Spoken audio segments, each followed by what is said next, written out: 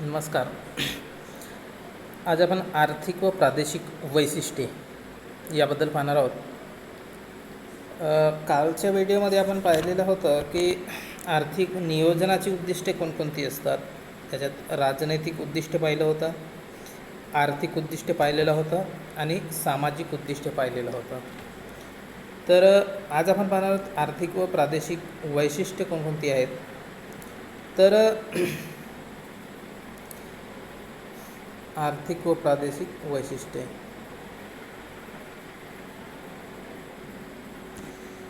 तर देशातील एकूण लोकसंख्येपैकी 65% लोकांची उपजीविका ही शेती व्यवसायावर अवलंबून आहे.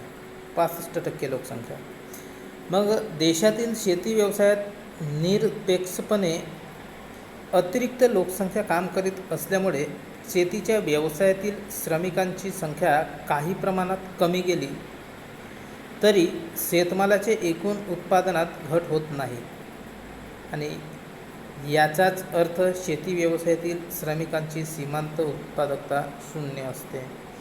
बघा, यामध्ये त्याने दिलेलं आहे की 65% लोक हे शेतीवर अवलंबून आहेत. तरी काय आहे की देशातील शेती व्यवसायात निरपेक्षपणे अतिरिक्त लोकसंख्या काम करीत असल्यामुळे शेतीच्या व्यवसायातील श्रमिकांची संख्या काही प्रमाणात कमी केली तरी शेतमालाच्या एकूण उत्पादनात घट होत नाही.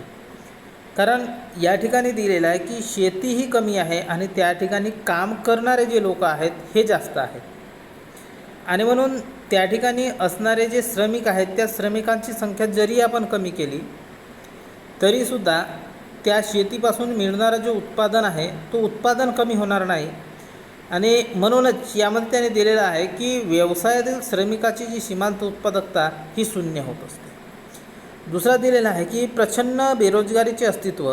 तर हे मोठ्या प्रमाणात असते व शेती व्यतिरिक्त इतर क्षेत्रात म्हणजेच औद्योगिक व सेवा क्षेत्रामध्ये रोजगारीच्या संधीचा अपुरेपणा या ठिकाणी दिसतोय. म्हणजे या ठिकाणी जी शेती व्यतिरिक्त इतर क्षेत्रात म्हणजेच औद्योगिक व सेवा क्षेत्रामध्ये सुद्धा रोजगारीच्या संधीचा अपुरा असा प्रभाव आपल्याला त्या ठिकाणी दिसून येतो. समोर दिलेला आहे की बहुसंख्य कुटुंबाच्या एकूण उत्पन्नापैकी सुमारे 70 ते 90% उत्पन्नाचा भाग अन्नधान्यावर खर्च होतो आणि याचाच अर्थ शिक्षण व सांस्कृतिक बाबीवर अत्यल्प खर्च या ठिकाणी होत असतो. कारण या ठिकाणी दिलेलं आहे की बेरोजगारीसुद्धा या ठिकाणी खूप जास्त प्रमाणामध्ये निर्माण झालेली असते. शेती कमी, परंतु त्या शेतीमध्ये काम करणारे जे लोक असतात हे जास्त असतात आणि म्हणून त्या ठिकाणी जरी लोक कमी झाले म्हणजे श्रमिक जरी कमी झाले तरी त्या ठिकाणी उत्पादन हा कमी होऊ शकत नाही. पुन्हा यामध्ये त्याने दिलेलं आहे की बहुतेक कुटुंब हे 70 ते 90% उत्पन्नाचा भाग हा अन्नधान्यावर खर्च करीत असतात.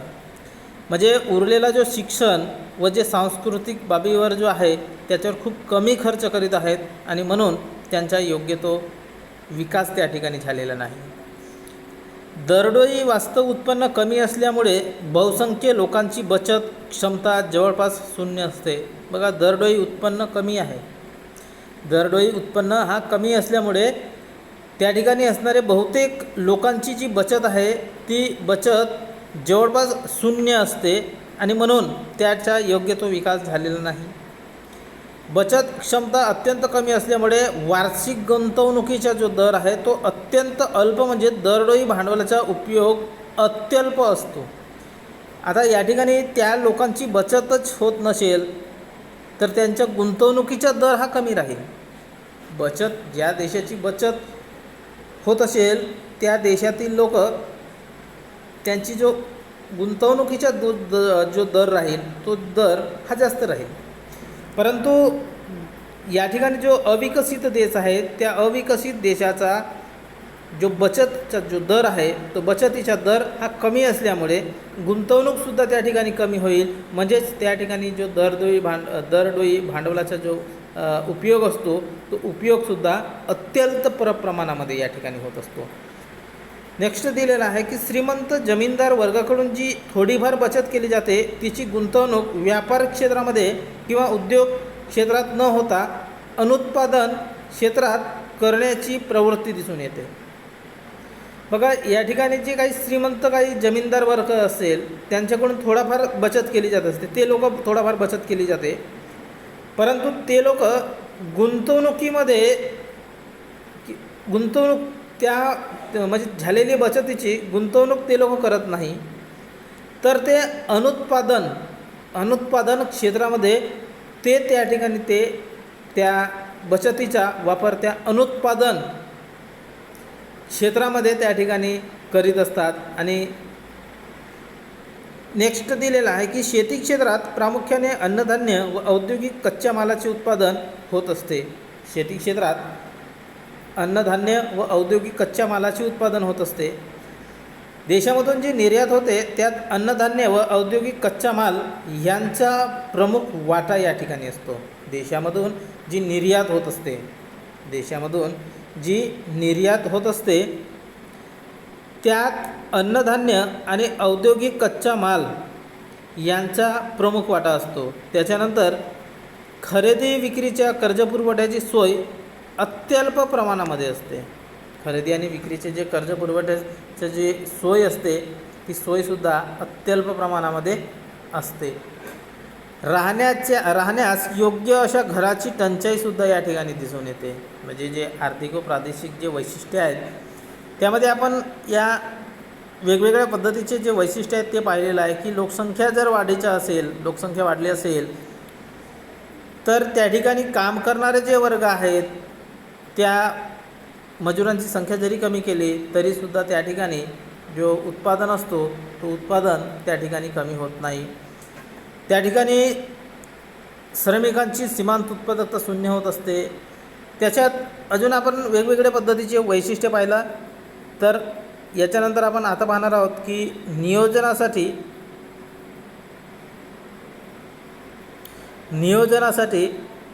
पूर्वावश्यक घटक.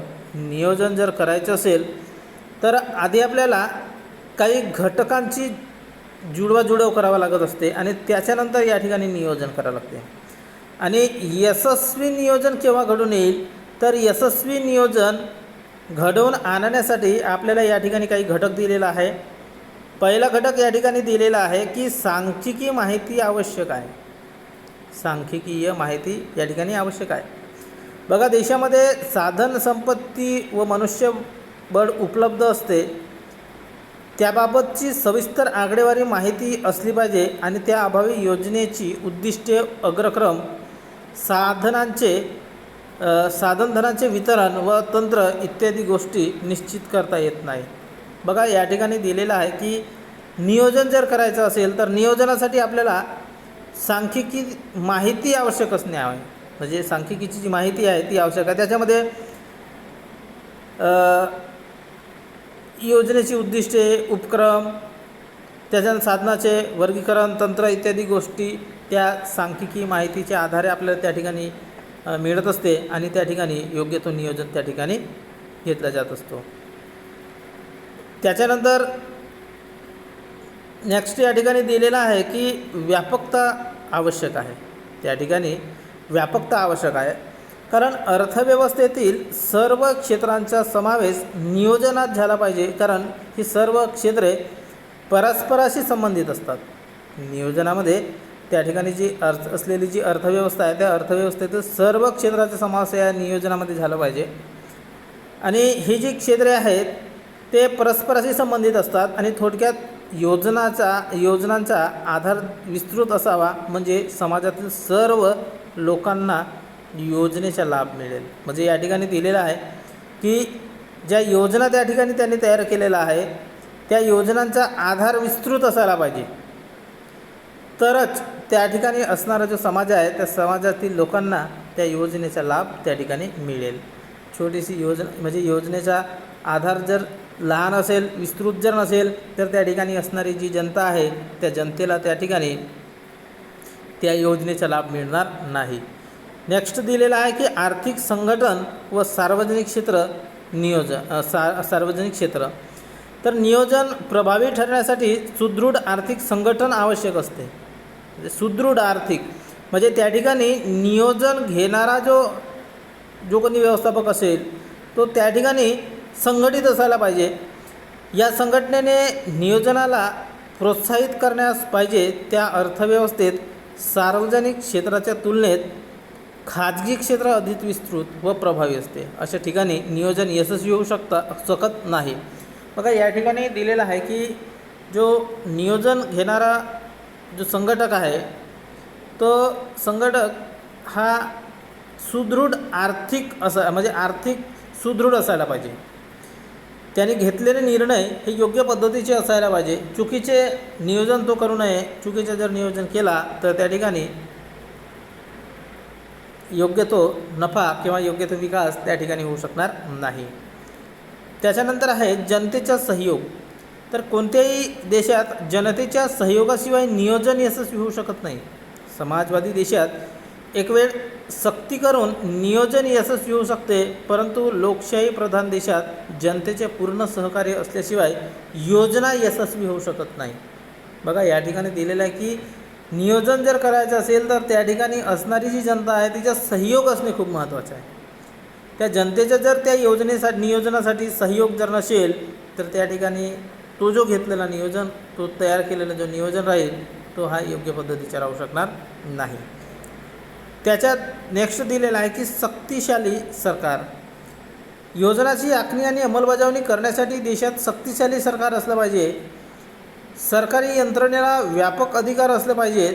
शक्तिशाली चोख व कार्यक्षम सरकार नियोजनाची पूर्वावश्यक अट घेऊ शकते.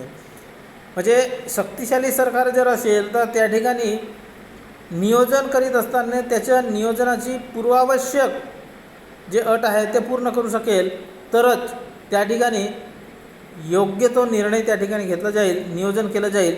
अन्यथा योग्य तो नियोजन त्या ठिकाणी केलं जाणार नाही. नेक्स्ट दिलेलं आहे की नियोजनाची उद्दिष्टे व अग्रक्रम. तर नियोजनाची उद्दिष्टे निश्चित आणि स्पष्ट असली पाहिजेत. त्याचप्रमाणे कोणत्या क्षेत्रात किंवा उद्योग व्यवसायाला उपक्रम द्यावायचा तेही सुस्पष्ट असले पाहिजे. डॉक्टर डाल्टनच्या मते उद्दिष्टे अनिश्चित व अस्पष्ट असतील तर नियोजनात राष्ट्रीय साधनांचा अपव्यय होत असतो. बघा या ठिकाणी जो नियोजन आहे हा नियोजन निश्चित आणि स्पष्ट असला पाहिजे. नियोजनाची जी उद्दिष्टे आहेत ते निश्चित आणि स्पष्ट असला पाहिजे. कोणत्या क्षेत्रात किंवा उद्योग व्यवसायाला अग्रक्रम द्यायचा आहे ते सुद्धा त्या ठिकाणी स्पष्ट असलं पाहिजे. आणि उद्दिष्टे अनिश्चित व अस्पष्ट असतील तर नियोजनात राष्ट्रीय साधनांचा अपव्यय होईल. हा सुद्धा खूप महत्त्वाचा आहे. कारण नियोजन हा अस्पष्ट असेल तर नियोजनासाठी लावण्यात येणारा जे साधनसंपत्ती राहील ती नष्ट होईल. त्या साधनांचा अपव्यय होईल. उद्दिष्ट ही वास्तव कालानुरूप व जनतेच्या इच्छेनुसार असावीत. दुसरे म्हणजे जे क्षेत्र जास्त महत्त्वाचे असते त्यांना प्राधान्य देऊ, त्यामध्ये अधिक गुंतवणूक करावायची असते. जसे भारताच्या पहिल्या पंचवार्षिक योजनेत शेतीला तर दुसऱ्या योजनेत उद्योगधंद्याला प्राधान्य देण्यात आले होते. म्हणजे जो नियोजन आहे या नियोजनाची उद्दिष्टे स्पष्ट असायला पाहिजे. नियोजनाची उद्दिष्टे स्पष्ट नसेल तर त्या ठिकाणी वापरण्यात येणारा जो साधन आहे तो साधन त्या साधनाचा अपव्यय होईल आणि योग्य तो विकाससुद्धा त्या ठिकाणी होणार नाही. आणि जनतेच्या इच्छेनुसार त्या ठिकाणी योग्य तो नियोजन त्या ठिकाणी घेतलं गेलं पाहिजे. नेक्स्ट दिलेलं आहे की राष्ट्रीय चारित्र्य. तर नियोजन यशस्वी होण्यासाठी लोकांचे राष्ट्रीय चारित्र्य उच्च कोटीचे असले पाहिजे. सरकारी कर्मचारी आणि लोक यांची नीतिमत्ता साबूत असली पाहिजे. लोकांच्या अंतःकरणात श्रमप्रतिष्ठा, स्वाभिमान, देशप्रेम, समाज, राष्ट्रपती निष्ठा व आत्मजागृती असली पाहिजे. आणि थोडक्यात लोकांचे राष्ट्रीय चारित्र्य आदर्श असले पाहिजे. बघा या ठिकाणी दिलेलं आहे की राष्ट्रीय चारित्र्य हे आदर्श असायला पाहिजे. जर त्याचे चारित्र्य जर आदर्श नसेल, राष्ट्रीय चारित्र्य जर आदर्श नसेल, लुबाडू असेल, त्या ठिकाणी घोड करणारे असेल, दिवाळखोरीचे असतील तर त्या ठिकाणी योग्य तो नियंत्रण म्हणजे नियोजन त्या ठिकाणी घेतलं जाणार नाही. त्या ठिकाणी असणारा जो त्या ठिकाणी बघा, सरकारी कर्मचारी आणि लोक यांची नीतिमत्ता शाबूत असली पाहिजे.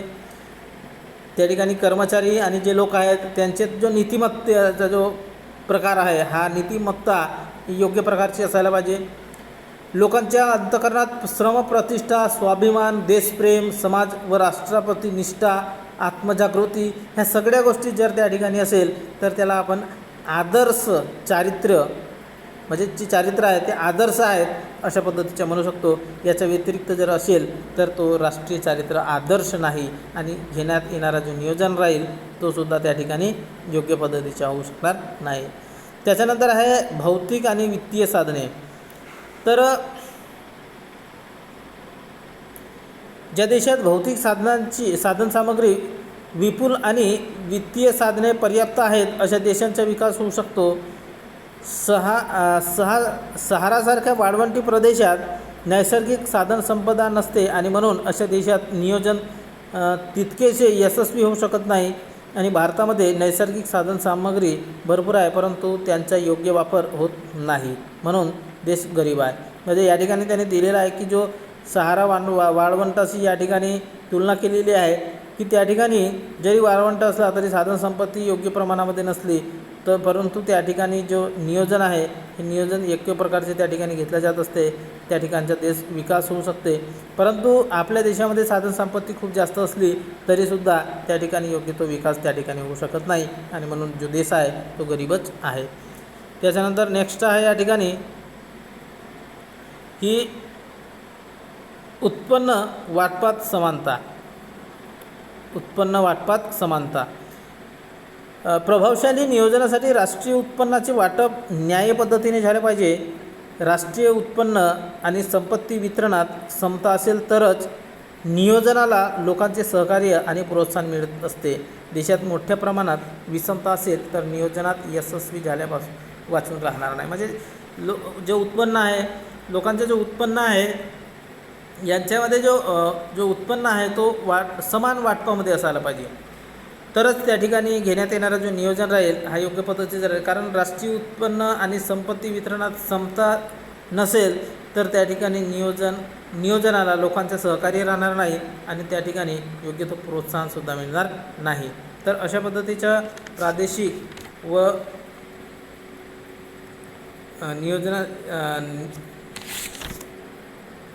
आर्थिक व प्रादेशिक पाहिलं आपण. त्याच्यानंतर नियोजनासाठी आवश्यक पूर्वावश्यक घटकसुद्धा पाहिला. त्याच्यानंतर आपण नंतर पाहणार आहोत की भारताच्या विकास योजनांची जी व्यूहरचना आहे ती व्यूहरचना आपण नंतर पाहणार आहोत. धन्यवाद.